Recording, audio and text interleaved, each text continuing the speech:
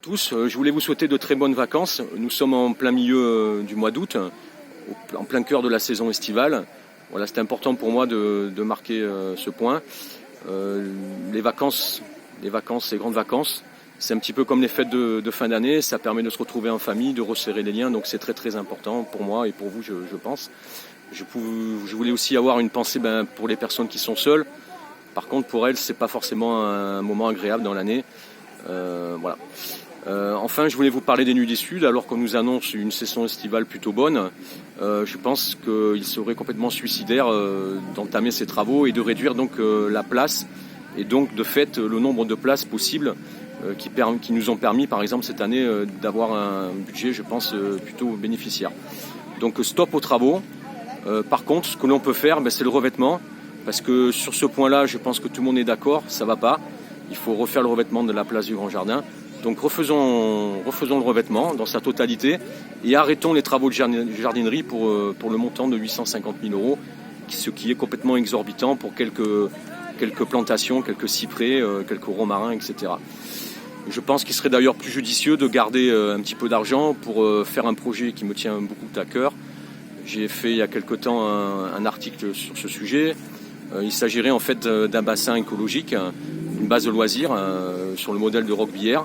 Il faut savoir que cette commune fait partie du département et de la métropole et qu'elle a pu bénéficier de toutes les subventions pour pouvoir réaliser ce projet. Alors même qu'elle a 18 000 habitants et que nous en avons pratiquement 19 000. Donc je pense que c'est quand même réalisable. Ce bassin et cette base de loisirs auraient trois vertus. La première, elle permettrait de geler un certain nombre de terrains, de toute construction, à l'orée de notre forêt de la Cygne. Donc c'est quand même assez important. Le deuxième élément, c'est que ça constituerait une réserve d'eau en cas d'incendie. Et je pense que c'est pas négligeable non plus. Et enfin, le meilleur des aspects, c'est que ça permettrait d'avoir un endroit où on puisse se réunir en famille ou entre amis pour pouvoir passer du bon temps. Voilà, je pense que c'est un beau projet et que c'est quelque chose qui est réalisable. Je voulais vous parler aussi de notre enquête qui est toujours en cours, qui traite de 17 thèmes importants que vous pouvez, sur lesquels vous pouvez répondre sur mon site internet, donc cyrilcouder.net. Donc je vous invite à y aller et vous verrez, il y a beaucoup de questions et on vous donne beaucoup la parole.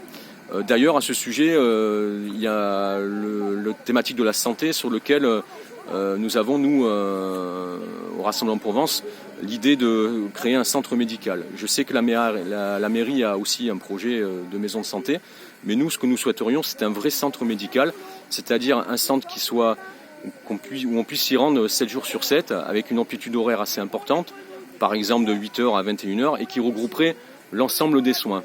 Donc, c'est-à-dire laboratoire pharmaceutique, radiologie, pédiatrie, kiné, médecin, cardiologue, spécialiste, etc.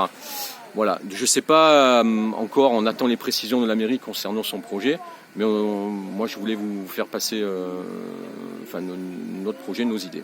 Voilà. Je vous souhaite encore de très bonnes vacances et je vous dis donc à la rentrée pour de nouvelles informations. Merci, au revoir.